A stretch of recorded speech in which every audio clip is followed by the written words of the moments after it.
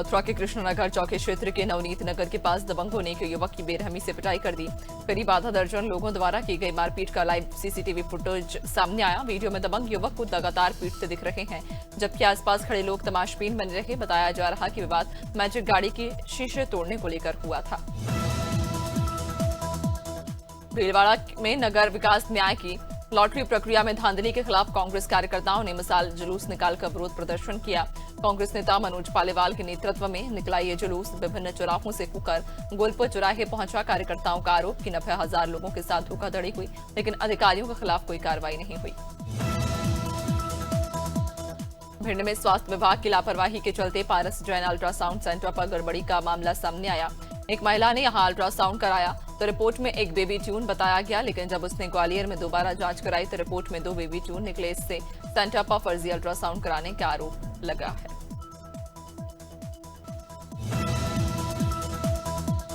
बुलंदशहर के अनूप शहर गंगा घाट पर कार्तिक पूर्णिमा स्नान मेले की तैयारियों का जायजा लेने एसएसपी दिनेश कुमार सिंह पहुंचे। उन्होंने मेला क्षेत्र में सुरक्षा व्यवस्था, ट्रैफिक कंट्रोल और भीड़ प्रबंधन की स्थिति का निरीक्षण किया। एसएसपी ने अधिकारियों को सीसीटीवी, बैरियर, गोताखोर टीम, खोया पाया केंद्र और मेडिकल सहायता पर विशेष ध्यान देने के निर्देश दिए। चंदला में मानवता की मिसाल पेश करते हुए राज्य मंत्री दिलीप अहिरवार ने सड़क हादसे में घायल 2 युवकों की मदद की। घटना तब हुई जब मंत्री माधवपुर में सड़क भूमि पूजन के बाद लौट रहे थे। महाविद्यालय के पास तेज रफ्तार बाइक खंबे से टकराई, जिसमें दोनों युवक गंभीर रूप से घायल हो गए। मंत्री ने तत्काल काफिला रुकवाकर घायलों को प्राथमिक स्वास्थ्य केंद्र भेजा। डीडवाना में मेला मैदान की बदहाल स्थिति को लेकर अखिल भारतीय किसान सभा ने नगर परिषद आयुक्त को ज्ञापन सौंपा। किसानों ने आरोप लगाया कि शहर का सीवरेज का गंदा पानी मेला मैदान में छोड़ा जा रहा है, जिससे पूरा इलाका जल भराव से ग्रस्त है। यहाँ विश्व प्रसिद्ध पशु मेला लगातार लगता है और आसपास कॉलोनियां, विद्यालय और सरकारी दफ्तर भी स्थित हैं। फतेहपुर के जमरावा गांव में चंगाई सभा के आयोजन के दौरान हिंदू संगठनों ने जमकर हंगामा किया। संगठनों का आरोप है कि नाबालिग हिंदू लड़के का ब्रेन वॉश कर धर्मांतरण कराने की साजिश की जा रही थी। पुलिस को सूचना देकर मास्टरमाइंड रामकिशोर के खिलाफ सख्त कार्रवाई की मांग की गई। फिलहाल पुलिस ने मामला दर्ज कर जांच शुरू कर दी है। गंजबासौदा रेलवे स्टेशन पर देर रात बड़ा हादसा हो गया, जब वंदे भारत ट्रेन की चपेट में आने से एक अज्ञात युवक की मौत हो गई। हादसे के बाद स्टेशन पर अफरा तफरी मच गई। चौंकाने वाली बात यह रही कि शव 2 घंटे तक प्लेटफॉर्म पर खून से लथपथ पड़ा रहा, लेकिन रेलवे कर्मचारियों ने नाव से ढका और ना ही हटाने की कोशिश की। अपनी जनता पार्टी कानपुर महानगर और नगर ग्रामीण इकाई ने महामहिम राष्ट्रपति को जिलाधिकारी के नाम ज्ञापन सौंपा। इसमें दलितों, पिछड़ों, आदिवासियों, अल्पसंख्यकों और महिलाओं पर बढ़ते अत्याचार, हत्या, लूट, बलात्कार जैसी घटनाओं का विरोध किया गया। जिलाध्यक्ष ने कहा कि भाजपा सरकार में अराजकता चरम पर है।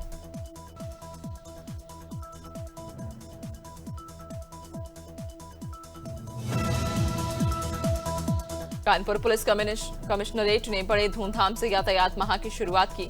ट्रैफिक पुलिस लाइन में पुलिस कमिश्नर ने दीप जलाकर कार्यक्रम का शुभारंभ किया। पुलिस कमिश्नर ने ट्रैफिक वॉलंटियर्स को सम्मानित किया और रैली को हरी झंडी दिखाकर रवाना किया। अभियान नवंबर तक चलेगा, जिसमें यातायात नियमों पर लोगों को जागरूक किया जाएगा।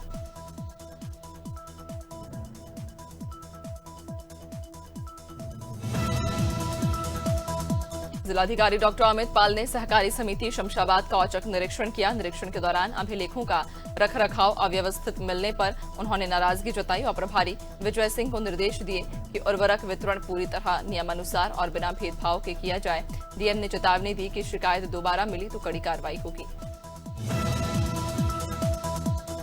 वाराणसी के सिगरा थाना क्षेत्र स्थित माई टेबल पब में एक युवक की संदिग्ध हालत में मौत से हड़कंप मच गया। युवक 8वीं मंजिल से गिरा। परिजनों का आरोप है कि पहले बाउंसरों ने पीटा और फिर नीचे फेंक दिया। पुलिस आत्महत्या मान रही, जबकि पब में खून से B2 लिखा मिला। एसीपी चेतगंज ने बताया कि मामला महिला से बैड टच से जुड़ा था। संदीपन घाट थाना क्षेत्र के भीटा गांव में पुलिस ने गौमांस तस्करी कर रहे 2 बदमाशों को मुठभेड़ के बाद पकड़ लिया। सूचना पर पहुंची पुलिस और एसओजी टीम पर बदमाशों ने फायरिंग की, जिसके जवाब में हुई कार्रवाई में एक आरोपी जफर अहमद के पैर में गोली लगी, जबकि नसीबुल्लाह को मौके से गिरफ्तार किया गया।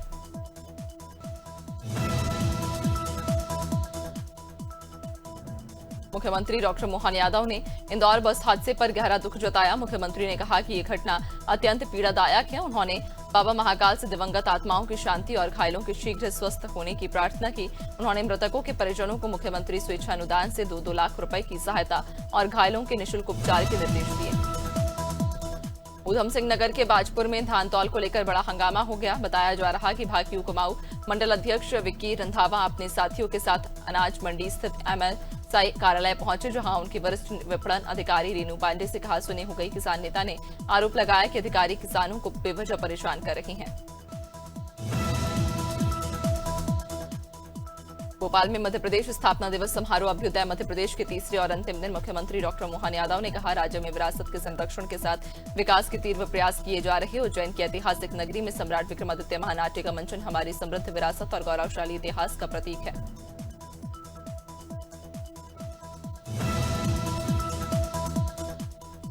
उत्तर प्रदेश के रायबरेली में कार्तिक पूर्णिमा के पावन अवसर पर सदियों पुरानी परंपरा जीवित है। गंगा स्नान के लिए दूर दराज से आने वाले श्रद्धालु परिवार सहित बैलगाड़ियों में सफर करते हैं और पूरे इलाके में बैलों के पैरों में बंधी घंटियों की मधुर ध्वनि गूंजती रहती है। रायबरेली के लोग इस पारंपरिक यात्रा को अपनी आस्था और विरासत से जोड़कर निभा रहे हैं।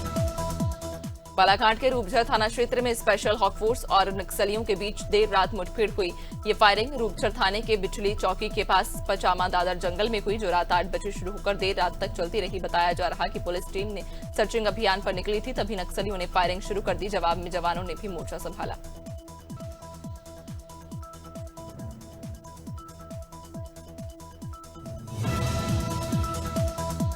जबलपुर में BAPS श्री स्वामी नारायण संस्था के 5 दिन के जीवन उत्कृष्ट महोत्सव की शुरुआत हुई। कार्यक्रम में राष्ट्रीय स्वयंसेवक संघ के प्रमुख डॉक्टर मोहन भागवत मुख्य अतिथि के रूप में पहुंचे। उन्होंने कहा कि आज पूरी दुनिया संकट में है और अब सबकी नजर भारत पर है, क्योंकि भारत की संस्कृति सबके कल्याण की बात करती है।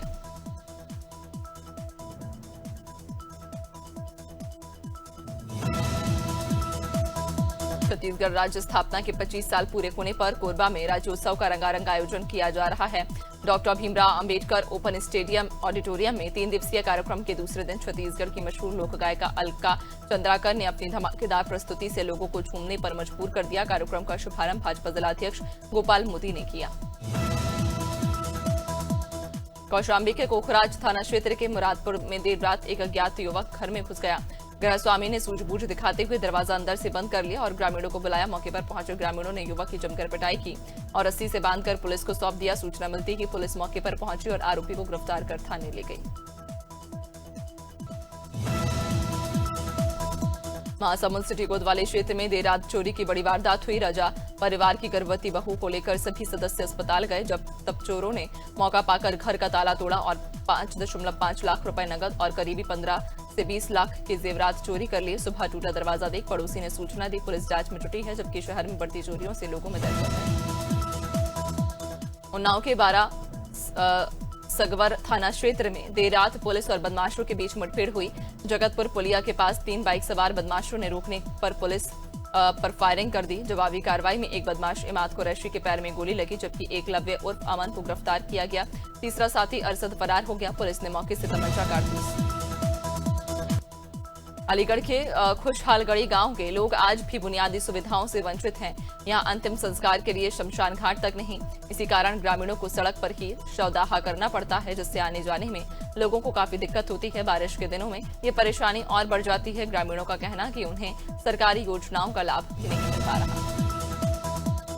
अमरोहा के गांव लोहारी खादर में 2 दिन से लापता किसान का शव पेड़ पर लटका मिलने से सनसनी फैल गई, जहां शव देखते ही ग्रामीणों की भीड़ उमड़ पड़ी। मृतक के परिवारजनों ने पुलिस पर लापरवाही का आरोप लगाते हुए हत्या की आशंका जताई। वहीं पुलिस आत्महत्या और जांच दोनों एंगल से जांच कर रही है। उज्जैन में बैकुंठ चतुर्दशी पर हरिहर मिलन की हजारों साल पुरानी परंपरा निभाई गई। देर रात बाबा महाकाल की सवारी गोपाल मंदिर पहुंची। यहां परंपरा अनुसार भगवान शिव ने पृथ्वी का समग्र भार भगवान कृष्ण यानी हरि को सौंप दिया और स्वयं 4 माह के लिए कैलाश पर्वत के लिए प्रस्थान किया। इस परंपरा के बाद से ही सभी मांगलिक कार्य आरंभ हो जाते हैं। सुप्रीम कोर्ट में ऑनलाइन गेमिंग एक्ट को चुनौती देने वाली याचिकाओं पर सुनवाई होगी। साथ ही ई स्पोर्ट्स गेम्स के नाम पर चल रहे ऑनलाइन जुआ और सट्टेबाजी प्लेटफॉर्म पर प्रतिबंध लगाने की मांग वाली याचिका भी सुनी जाएगी। दिल्ली, कर्नाटक और मध्य प्रदेश हाईकोर्ट में इस एक्ट की वैधता को चुनौती दी जा चुकी है।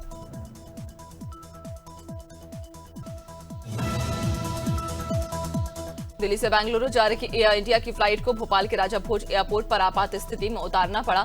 उड़ान के दौरान पायलट को कार्गो सेक्शन में इमरजेंसी वार्निंग सिग्नल मिला, जिसके बाद सतर्कता बरतते हुए विमान को सुरक्षित लैंड कराया गया। एयरपोर्ट डायरेक्टर रामजी अवस्थी ने बताया कि रात हुई लैंडिंग एहतियातन की गई थी। महाकाल मंदिर विस्तार परियोजना के तहत तकिया मस्जिद की जमीन पर बनी पार्किंग को लेकर विवाद अब सुप्रीम कोर्ट पहुंच गया है। मस्जिद को तोड़े जाने के करीब 10 माह बाद याचिकाकर्ताओं ने मस्जिद पुनर्निर्माण की मांग करते हुए हाईकोर्ट में याचिका दायर की थी, लेकिन सिंगल और डबल दोनों बेंच ने उसे खारिज कर दिया।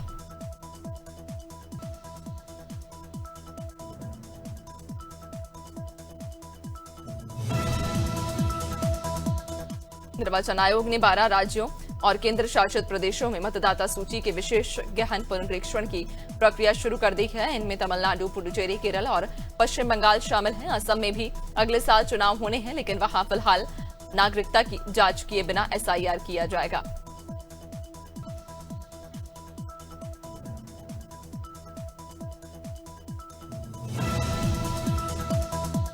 टेस्ला की ड्राइवरलेस कार गुरुग्राम पहुंची। एलन मस्क की कंपनी टेस्ला ने अपनी नई ऑटोनॉमस इलेक्ट्रिक कार को गुरुग्राम के एम्बियंस मॉल में प्रदर्शित किया। इस मॉडल में ड्राइवरलेस फीचर मौजूद है, लेकिन सरकार से मंजूरी न मिलने के कारण इसे फिलहाल मैनुअल मोड में ही चलाया जाएगा। बुकिंग शुरू हो चुकी है और ग्राहकों को 1 महीने के भीतर डिलीवरी मिलने की संभावना है। केंद्र सरकार ने एम्प्लॉय एनरोलमेंट स्कीम 2025 लॉन्च की, जिसका उद्देश्य उन कर्मचारियों को ईपीएफओ का लाभ देना है जो किसी कारणवश अब तक कवर नहीं हो सके थे। ये स्कीम 1 नवंबर 2025 से 30 अप्रैल 2026 तक चलेगी। इसके तहत कंपनियों को अपने पुराने कर्मचारियों को ईपीएफओ में एनरोल करने और पहले काटे गए योगदान की प्रवर्तन निदेशालय ने अनिल अंबानी की लगभग 7,500 करोड़ की संपत्तियां जब्त की हैं। इनमें नवी मुंबई स्थित 132 एकड़ धीरूभाई अंबानी नॉलेज सिटी की जमीन शामिल, जिसकी वैल्यू करीब 4,462 करोड़ बताई जा रही है। इसके अलावा ईडी ने अंबानी ग्रुप से जुड़ी 40 से ज्यादा प्रॉपर्टी को भी अटैच किया, जिनमें पाली हिल स्थित उनका घर भी शामिल है। केंद्र सरकार ने पेंशनर्स को बड़ी राहत दी। अब अगर बैंक या पोस्ट ऑफिस की गलती से किसी पेंशनर को ज्यादा पेंशन मिल जाती है तो उसकी रिकवरी नहीं की जाएगी।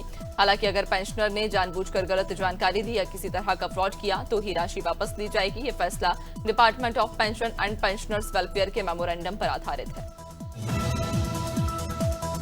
भारतीय एयरटेल लिमिटेड ने वित्त वर्ष 2025-26 की दूसरी तिमाही में शानदार प्रदर्शन किया। कंपनी का नेट प्रॉफिट 89% बढ़कर 6,792 करोड़ पहुंच गया, जबकि पिछले साल इसी तिमाही में ये 3,593 करोड़ था। एयरटेल का रेवेन्यू भी 25.73% बढ़कर 52,145 करोड़ रहा। कंपनी ने हर ग्राहक से औसतन 23 रुपए ज्यादा कमाई की। विमेंस प्रीमियर लीग 2026 से पहले रॉयल चैलेंजर्स बैंगलोर ने अपने कोचिंग स्टाफ में बड़ा फेरबदल किया। इंग्लैंड की पूर्व तेज गेंदबाज अन्या श्राबसोल को नया बॉलिंग कोच बनाया गया, जबकि तमिलनाडु के पूर्व स्पिनर मालोलन रंगराजन को हेड कोच की जिम्मेदारी सौंपी गई। यह बदलाव पिछले कोच ल्यूक विलियमसन की अनुपस्थिति के कारण हुआ। लखनऊ सुपर जॉयंट्स ने ऑस्ट्रेलिया के पूर्व ऑलराउंडर टॉम मूडी को अपना नया ग्लोबल डायरेक्टर ऑफ क्रिकेट नियुक्त किया। मूडी आईपीएल की लखनऊ टीम के साथ साथ SA20 लीग की डरबन सुपर जॉयंट्स और इंग्लैंड की द 100 लीग की मैनचेस्टर टीम की देखरेख करेंगे। एसआरएच के कोच रह चुके मूडी 2 बार वनडे वर्ल्ड कप जीतने वाली ऑस्ट्रेलियाई टीम का भारतीय टीम के स्पिनर कुलदीप यादव को ऑस्ट्रेलिया दौरे पर चल रही T20 सीरीज से रिलीज कर दिया गया। अब वे भारत लौटकर साउथ अफ्रीका के खिलाफ 4 दिवसीय अभ्यास मैच में हिस्सा लेंगे ताकि टेस्ट सीरीज की तैयारी कर सकें। टीम मैनेजमेंट ने इसके लिए बीसीसीआई से अनुरोध किया था।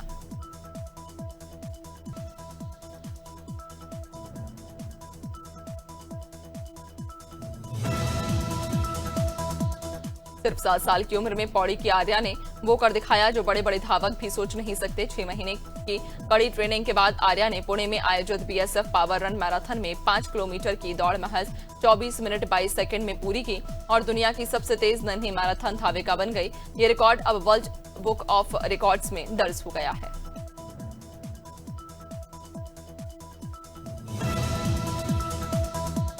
भारतीय महिला टीम की ऐतिहासिक जीत के बाद मध्य प्रदेश की तेज गेंदबाज क्रांति गौड़ के लिए मुख्यमंत्री ने खजाना खोल दिया। साउथ अफ्रीका के खिलाफ वर्ल्ड कप फाइनल में टीम की शानदार जीत के बाद सीएम ने क्रांति गौड़ को 1 करोड़ रुपए की इनामी राशि देने की घोषणा की। टीम इंडिया को आईसीसी से 40 करोड़ और बीसीसीआई से अलग से प्राइज मनी मिली है। सुपरस्टार सलमान खान ने एक बार फिर अपने फिटनेस लेवल से फैंस को हैरान कर दिया। 59 साल की उम्र में भी सलमान ने अपने 6 पैक एब्स फ्लॉन्ट करते हुए 2 शर्टलेस फोटोज शेयर किए। तस्वीरों में सलमान ने सिर्फ पैजामा और चैन पहनी। कैप्शन में उन्होंने लिखा, कुछ हासिल करने के लिए कुछ छोड़ना पड़ता है, ये बिना छोड़े है। कतर में सुष्मिता सेन का ग्लैमरस जलवा छा गया। 49 साल की उम्र में भी एक्ट्रेस ने अपने अंदाज और एलिगेंस से लोगों का दिल जीत लिया। सुष्मिता हाल ही में एक ज्वेलरी स्टोर लॉन्च इवेंट में पहुंची, जहां उन्होंने अपने लुक से सबको दीवाना बना दिया। उन्होंने अपने इंस्टाग्राम पर तस्वीरें शेयर की, जिसमें उनका कातिलाना अंदाज देखकर फैंस उनकी तारीफ करते नहीं थक रहे। आलिया भट्ट और शर्वरी वाघ की upcoming spy thriller film alpha का इंतजार कर रहे फैंस के लिए ये बुरी खबर है। यश राज फिल्म्स के बैनर तले बन रखी ये फिल्म पहले 25 दिसंबर 2025 को रिलीज होने वाली थी, लेकिन अब इसकी नई रिलीज डेट 17 अप्रैल 2026 तय की गई है। अल्फा के वीएफएक्स पर अतिरिक्त समय लगने के कारण मेकर्स ने रिलीज डाल दी। आयुष्मान खुराना और रश्मिका मंदाना की फिल्म थामा बॉक्स ऑफिस पर शानदार प्रदर्शन कर रही। 12 दिनों में 116 करोड़ की कमाई करने वाली इस फिल्म के डायरेक्टर आदित्य सरपोतदार ने खुलासा किया कि रश्मिका ने शूटिंग के दौरान बिना शिकायत लगातार 12 घंटे तक काम किया। उन्होंने कहा कि 12 घंटे से ज्यादा काम करना फिजिकली और मेंटली सही नहीं। अवनीत कौर ने एक बार फिर सोशल मीडिया पर तहलका मचा दिया। अपनी लेटेस्ट तस्वीरों में उन्होंने व्हाइट बिकनी पहनकर समंदर के बीच जलपरी जैसा लुक लिया। अवनीत के इस ग्लैमरस अवतार ने इंटरनेट का पारा बढ़ा दिया। फैंस उनकी खूबसूरती और कॉन्फिडेंस की जमकर तारीफ कर रहे। हर तस्वीर में उनका स्टाइल और स्वैग देखने लायक है। मध्य प्रदेश में मौसम बदलने के संकेत। अगले 2 दिन तक भोपाल और जबलपुर संभाग में बूंदाबांदी, आंधी और बारिश के साथ गरज चमक का असर रहेगा।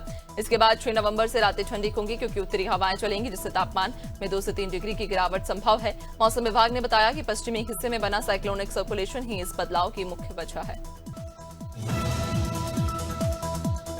पंजाब में मौसम बदलेगा। बारिश और कोहरा दोनों का असर। वेस्टर्न डिस्टर्बेंस के कारण आज और कल हल्की बारिश की संभावना है। इसके बाद ठंड बढ़ेगी और कोहरा भी छा सकता है।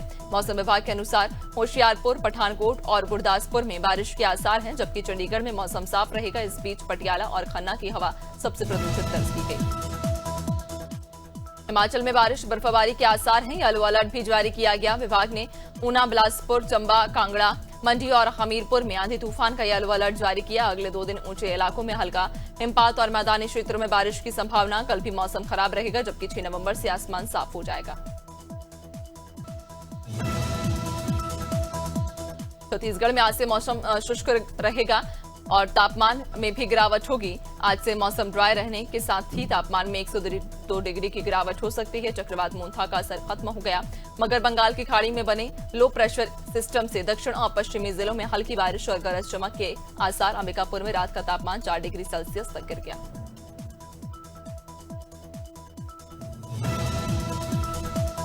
उत्तराखंड के 7 जिलों में बारिश और बर्फबारी। राज्य के उत्तरकाशी, चमोली, देहरादून, टिहरी, बागेश्वर, रुद्रप्रयाग और पिथौरागढ़ जिलों में हल्की बारिश और ऊंचाई वाले इलाकों में बर्फबारी की संभावना है। आईएमडी देहरादून ने बताया कि बाकी जिलों में मौसम शुष्क रहेगा। वहीं निचले क्षेत्रों में कोहरा देखने को मिला है।